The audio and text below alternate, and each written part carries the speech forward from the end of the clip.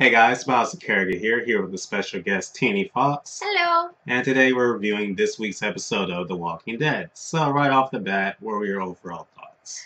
I thought that this episode it's going to be the new pacemaker for the group because a lot of things change, like their environment changes, and whenever their environment changes, their attitude changes. For me, I'm kind of interested how this place is going to be because if this is a peaceful town, isn't that going to be kind of boring? Too good to be true, right?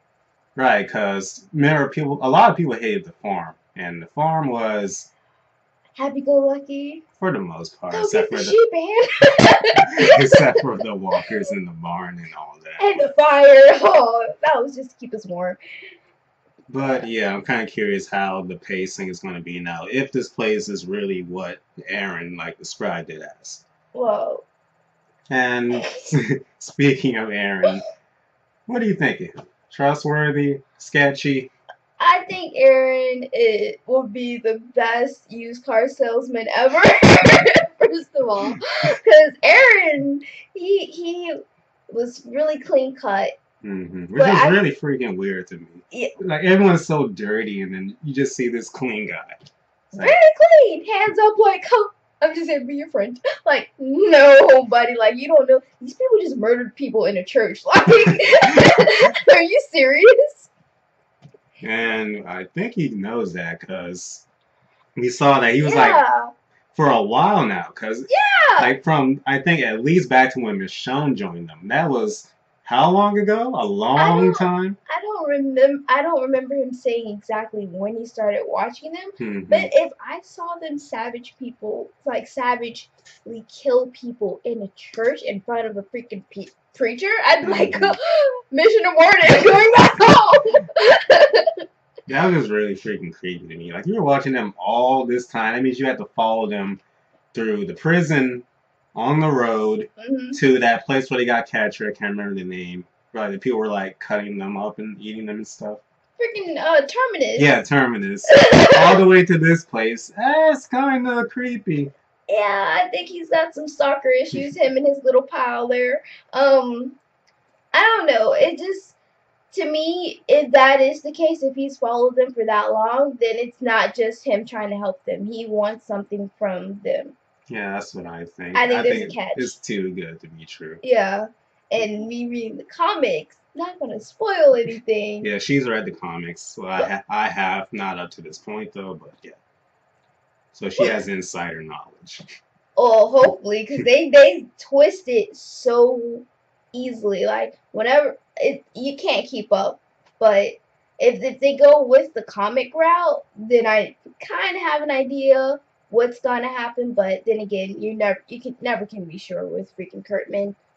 Okay, so you think he was gonna betray them all throughout the driving stuff and all that? Well, I kind of freaked out whenever he freaked out about the flare, because I feel like that flare, I don't know if it was a warning sign for his partner, like if you shoot the flare, then that means mission aborted, come to me, baby, or if it was something like kill them now, I don't know what that flare was about. I was just confused that whole scene. I really don't have anything else to say. I was legit confused, what the heck is going on? Because we see the flare, he freaks the heck out, starts running.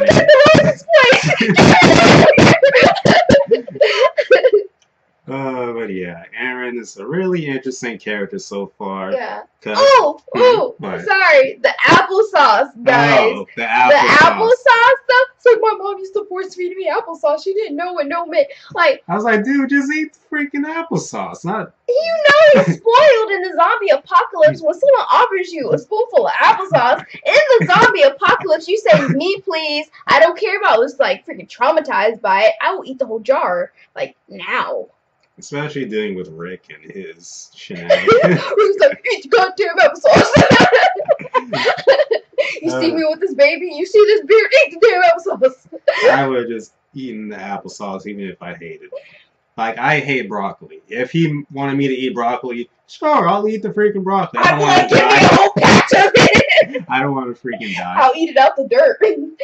Yeah. That scene was just interesting to me because it's just Just eat the freaking applesauce, dude. Oh, that was just freaking weird. Okay. Now my question. If you were in Rick's position, what would you have done? Specifically, okay. Well, let's start off with Rick punching the heck out the guy. That surprised me. I thought that was beautiful. I saw it coming a long time ago. He was like being too friendly, and Rick was like, "This is not an episode of Barney. You gotta talk." You would have punched him, though? Would I have punched him? I would have gotten Daryl to punch him. Like, come here, go ahead, because Daryl knows the look. I would have tied him up here. I wouldn't have punched the guy out. Well, I think Rick punched him to test him to see what his reaction was, because I think Rick goes off of emotion and like little gestures that people make. Because whenever after he punched him and he regained his consciousness, because that was one hell of a punch. First of all, Rick was like, "I don't know any guy that smiles after being punched in the face." I didn't even notice that. It's a good observation.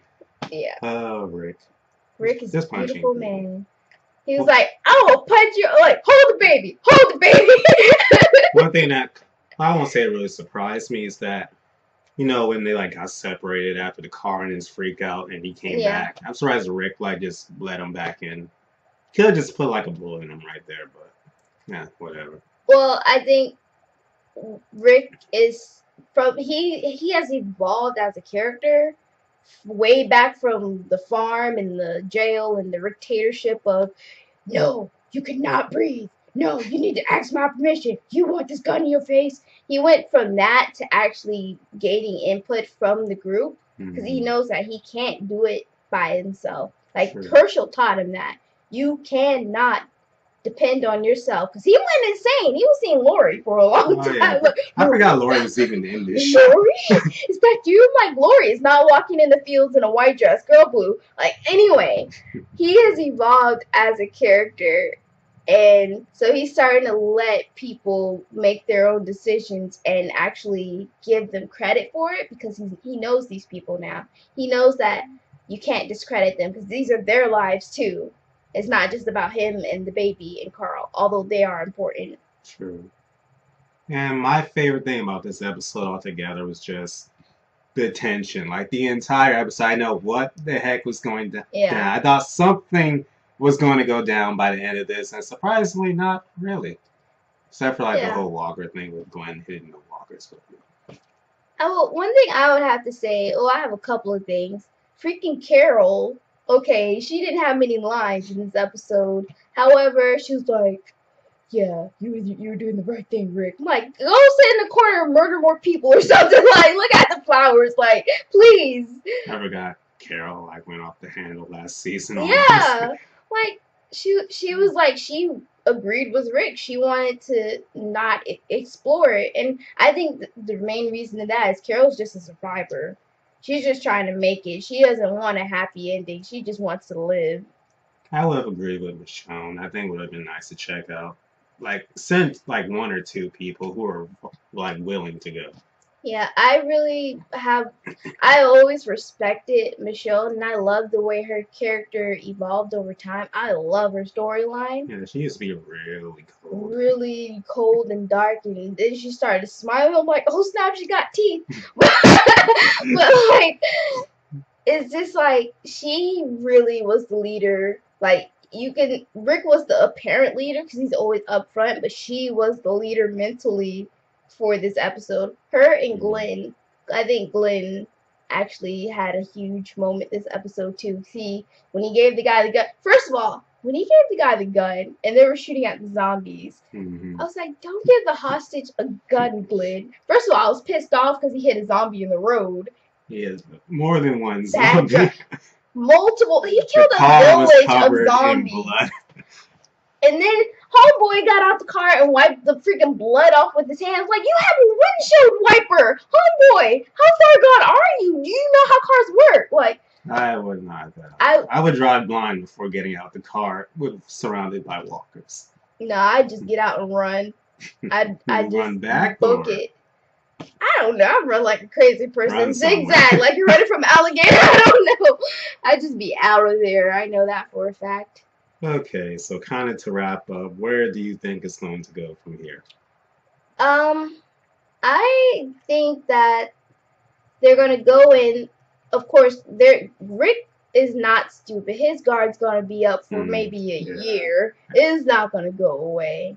So they're gonna go in, and then the people that really want this to happen, they're gonna accept it easier than Rick will.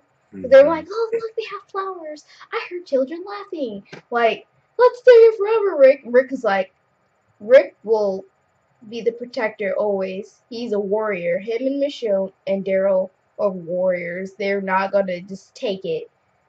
So I think they're gonna challenge these people a lot. They're gonna poke some buttons. He's gonna punch more people with the baby in his hand. Boom. Okay, me. I don't. Well, obviously, it's not going to be all peaceful, happy, because no one wants to see that in a zombie show. Plus, I'm pretty sure the writers never really learned their lesson from like the barn and the outcry from that. People thought it was boring. So, what I think, kind of what you said, this place is going to be legit for whatever.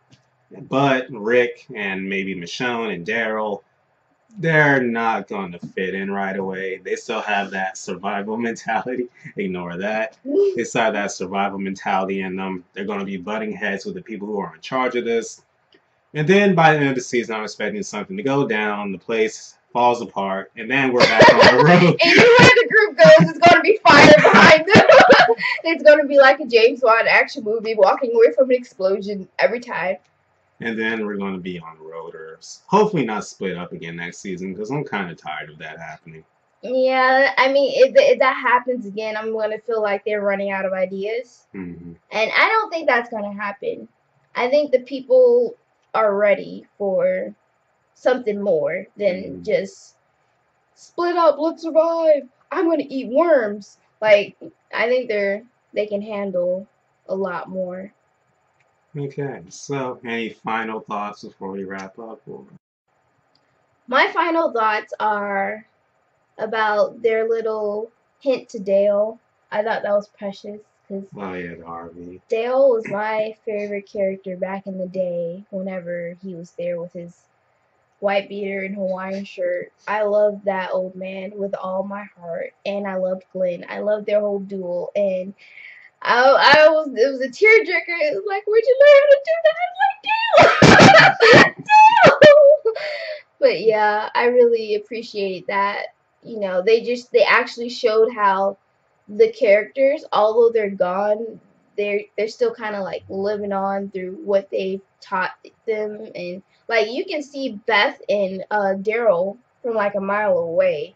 You can tell that Beth made an effect on Daryl, like last episode with the whole cigarette burning and crazy stuff. He wanted to escape, but he couldn't. He had to come back. So you can tell with Rick that Shane taught him to not trust anybody. Shane taught a lot of people to not trust anyone. Shane taught Carl how to be a psychopath, but thank goodness Carl kind of came back a little, took a step back. Good thing he didn't touch the baby, because I'm pretty sure the baby would be a psycho too. Give me that applesauce! Okay, so guys, hope you enjoyed this. We're probably not going to do this every week, mainly for the episodes that are really, really good, have a lot to talk about. So, hope you guys enjoyed it. Leave your thoughts in the comments. What do you think of my special guest? She's awesome. Go subscribe to her channel in the comments. Thank you so much for watching, and have a great day. Bye!